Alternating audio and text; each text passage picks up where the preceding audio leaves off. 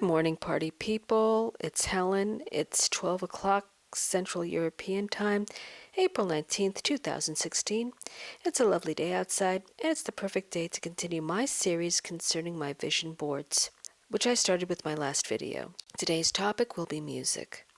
This vision board took me over a week to put together, and I'm frankly not sure I will ever be done with it, because the resulting view wasn't just a matter of my current desires, but it was also important for me to revisit and be completely honest about my influences, my inspirations, and what my long-term, previously unstated goals have always been.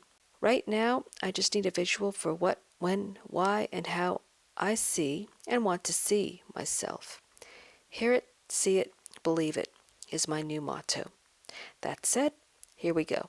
It is rather sad that Barbra Streisand has gotten a bad rap in recent years for having some negative trend named after her because she wanted some semblance of privacy, however misguided as her efforts to maintain it might have been. In her heyday back in the 70s, however, she could pretty much do everything.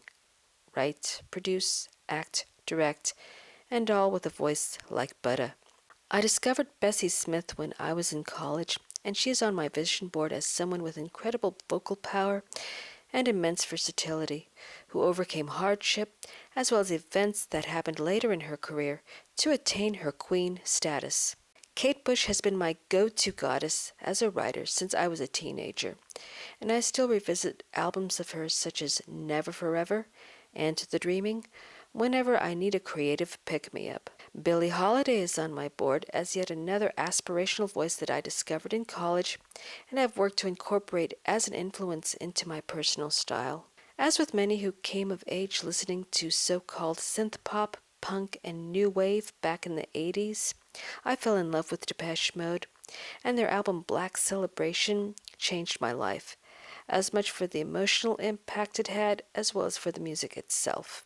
As one of my vocal queens since I was a young girl, Chaka Khan, for me, has always provided power, soul, and strength, even down to having an effect on my personal vocal range. As I get older, I find that as a lyricist, I am drawn to ethical and social issues for topics.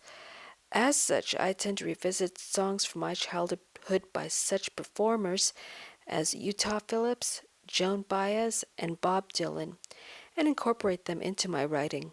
I have this band on my board for their song 7 Years, a song which has come about at a time where I really feel I needed it in my life, because I too want to achieve great things before I turn 60, and unlike these guys, I don't have all that much time left. So I have all of this inspiration.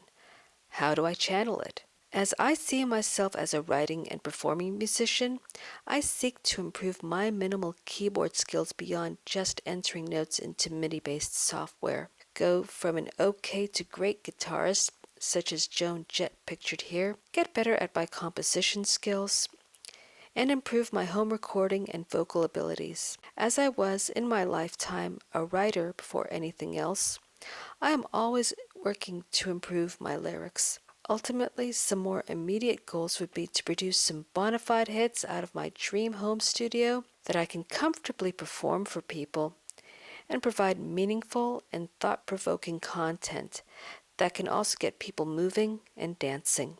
One of my big lifetime goals, which I don't think I have ever publicly stated, is to get a #1 song or a number of #1 songs on the Billboard Hot 100 and or any of the other Billboard charts, and a few international ones as well.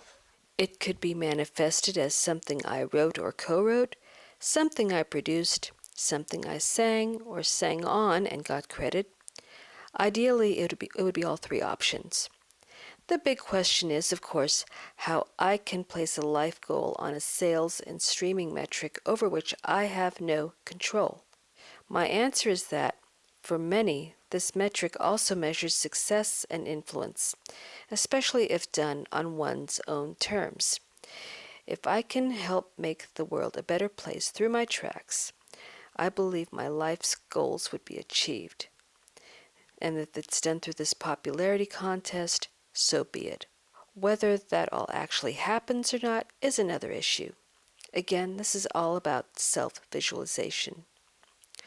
Another lifetime goal regarding a metric that may seem silly, but one I really wish to obtain because it is about as much about getting respect as anything else, is to get a lot of Grammys for my work, such as Adele here did. I'd Photoshop my picture on here, but I'm too much of an Adele fan to do so.